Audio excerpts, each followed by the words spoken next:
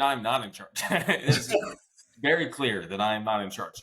What was your first deposition like? When your very, very first time that you went up there? Were you nervous? Were you Terrified? Yeah, because we operate again similar to attorneys. Like when you walk in the room, the attorneys are the people in their room that are in charge. When I go to the operating room, I'm in charge, and so you kind of have this confidence that comes with that you've built and earned over your time training.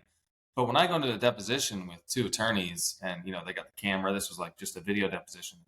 I'm like, I'm not in charge. It's very clear that I am not in charge. And, and then they ask under oath, of course, have you been deposed before? So you can't lie. So you have to say, no, I have not. So then now everyone knows you're a rookie and you have no idea what you're doing. And they were super nice about it. But it was an interesting process. And I had the attorney I worked with on the very first deposition was like, hey, I'm not going to try and sway your opinion process. Like they're going to ask these things, and all the stuff that's probably common sense to lawyers that wasn't to me. Things like, just answer that one question. If you don't understand the question, have them phrase it in a way where they break down the question, because they'll try to do compound questions, and all this stuff. Yeah. And they'll say, look, they know who you are. They know you're a physician. They know you think you're smart. They're going to try to let you think you're smart all the way to the answer that they want, Sure. And, they've got a strategy. They've got a strategy behind it. They know exactly what they're doing.